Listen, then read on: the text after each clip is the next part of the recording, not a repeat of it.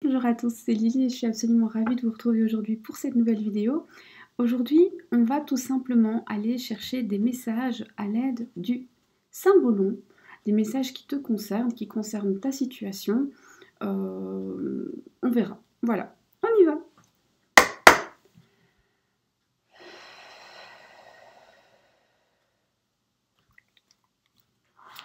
Oracle de symbolon.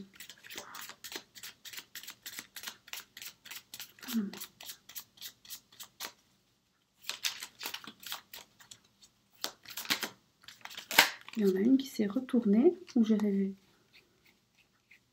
Non, il y en a une qui s'est retournée. Ok. On ressent le besoin de s'éloigner de la négativité, comme un besoin de purification. Alors, ce qui veut dire que tu es actuellement dans une situation où tu ressens beaucoup d'énergie négative, tu ressens peut-être beaucoup d'animosité d'autrui, tu as peut-être... alors, je vous donne les différentes possibilités, vous choisissez la vôtre évidemment. Donc ici, soit tu ressens énormément d'animosité autour de toi, soit tu es dans un climat très tendu, soit tu es dans un climat justement où il y a beaucoup de critiques, beaucoup de reproches, et tu ressens le besoin de faire un nettoyage, tu ressens le besoin de, je dirais presque, de purifier ton atmosphère.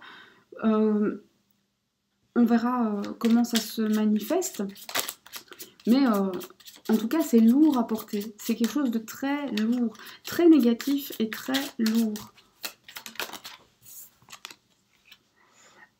Lourd et que tu arrives... En fait, c'est lourd et tu n'arrives pas à comprendre la vraie raison de cet acharnement. Tu comprends pas pourquoi c'est aussi lourd. En gros, tu te dis, mais pourquoi on me laisse pas juste tout seul ou toute seule dans mon coin? Moi, j'embête personne. Tout ce que je veux, c'est la paix. On voit que ça t'affecte, que ça te rend triste, ce qui est normal puisque c'est quand même pas gai.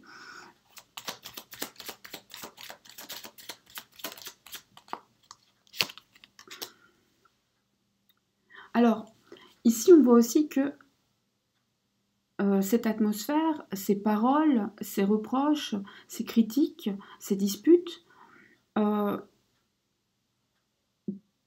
poussé à aller très très loin dans ta réflexion, à aller plus loin, t'ont profondément blessé, mais malgré ces blessures, ou plutôt parce qu'il y a ces blessures, tu commences à t'éloigner de ce qui te fait mal.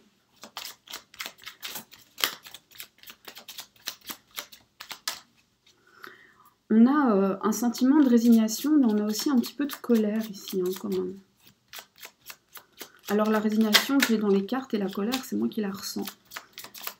C'est assez... ça brûle, hein. Là, il y en a marre. Et tu t'en vas tout simplement parce que cette fois, tu ne veux plus être traité comme ça. Cette fois, tu sais que tu mérites plus, tu mérites mieux. Cette fois, tu lèves la tête. Donc, je ne dis pas que vraiment tu vas partir définitivement. Ça, c'est bien sûr ton libre arbitre. Mais on voit que ça trotte dans la tête. L'idée de prendre ses distances par rapport aux personnes ou aux situations qui nous font mal afin de purifier tout ça, que ça nous fasse moins mal physiquement et ou moralement. Parce que on prend conscience enfin, vous prenez conscience de votre valeur, et vous avez envie d'affirmer ça aussi.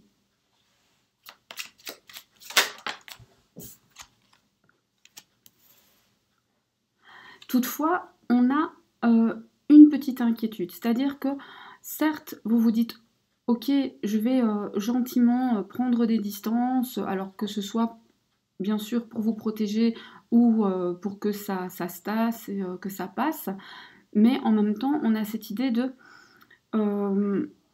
j'ai pas complètement mesuré toutes les conséquences et peut-être que vous avez dit très haut, très fort, ou que vous allez dire très prochainement, très haut, très fort, ce que vous pensez, ce que vous désirez, ce que vous voulez, et après l'avoir dit, vous allez vous dire « Oups, j'aurais peut-être dû réfléchir ». Cela dit, bah, une fois que c'est dit, hein, on ne remet pas le dentifrice dans le cul.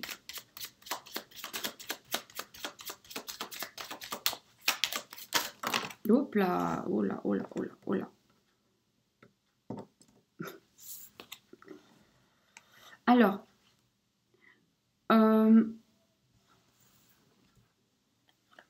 On a quand même, suite à ce départ, une personne qui prend conscience. Alors, au départ, cette personne ne va pas vraiment vous prendre au sérieux, va peut-être vous dire ouais, ouais, c'est ça, à plus tard, ou le prendre un peu à la rigolade. Et puis finalement, cette personne va se rendre compte de ce qu'elle a fait, des bêtises qu'elle a faites, des erreurs qu'elle a commises. Alors, ça peut être un ami, ça peut être un collègue, ça peut être un amour, qui vous voulez.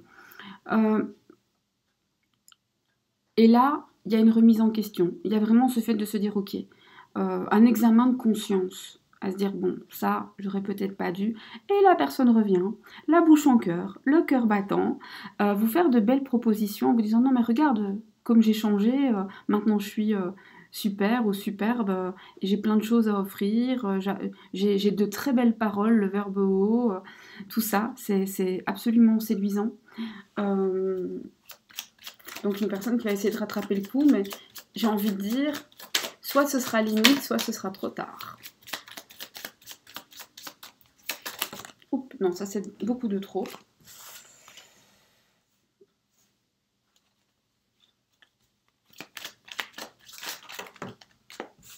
C'est de trop. Et on te dit, fais attention, entre guillemets, parce que cette personne va un petit peu te jouer du pipeau, va un peu essayer de t'endormir, de t'hypnotiser par la parole, par les beaux gestes, par les belles promesses. Et attention, parce que peut-être qu'il te conduit dans un piège. Et on a envie de le suivre, cette personne, le ou là, hein, on a envie de suivre cette personne. Malheureusement, cette personne, là où elle t'emmène, si tu cèdes trop facilement, ce sera triste, il y aura des regrets. Tu pourrais le regretter. Si tu cèdes trop facilement, si tu te laisses embarquer trop facilement, tu pourrais vraiment le regretter. On va voir pourquoi. Alors, pourquoi il y aurait des regrets? Pourquoi il y aurait des regrets? Il y aurait des regrets parce que l'autre se dirait « Ok, j'ai gagné, j'ai eu le trophée, j'ai plus aucun effort à faire, parce que ça aurait été trop facile. » Il y aura des regrets parce que tu auras de nouveau trop donné par rapport à ce que tu reçois. Qu'est-ce qu'on te conseille de faire? Justement, de faire tout l'inverse, de ne pas te précipiter, de prendre ton temps, de réfléchir, de prendre du repos, de dire à la personne, écoute, il faut que je réfléchisse, ou il faut qu'on ait plusieurs discussions, qu'on mette les choses à plat, par exemple, mais de vraiment faire les choses très lentement, en réfléchissant bien, et pas de précipitation. Est-ce que, alors, si tu souhaites que cette personne revienne, est-ce que ça peut marcher? Évidemment, si tu souhaites pas, ça n'a pas d'intérêt, cette question-là. Hein. C'est froid, c'est froid. Cette personne est froide. Globalement, la relation, il y a beaucoup de froid. Pourquoi tout ce froid? Du froid, de l'incompréhension, un manque de communication. Ce froid parce que ça manque aussi de sérénité. Qu'est-ce qui manque? C'est la sérénité. Qu'est-ce qu'il faudrait ajouter pour que ça fonctionne?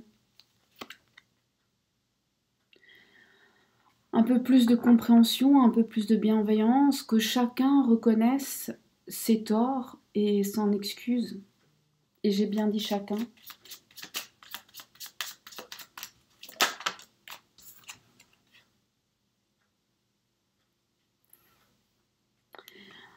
Il faudrait qu'il y ait moins de peur, moins d'appréhension. Et en plus des peurs qui ne sont pas forcément justifiées. Quel est le conseil pour toi, globalement? Sois un peu plus prévoyante. Anticipe les coups, un peu comme aux échecs. Alors bien sûr, je sais, les histoires de famille, d'amitié, de couple, il ne faut pas calculer, sinon c'est pas honnête, etc.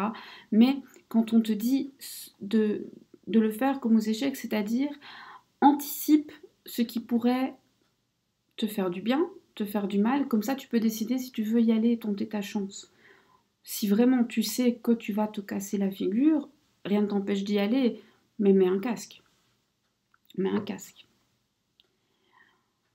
Voilà.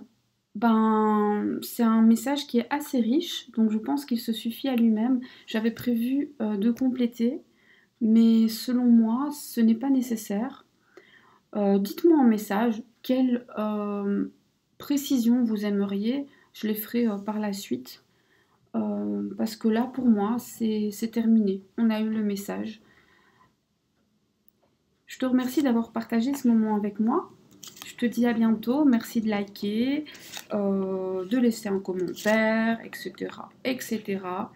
Je te fais plein de bisous et prends bien soin de toi. Au revoir.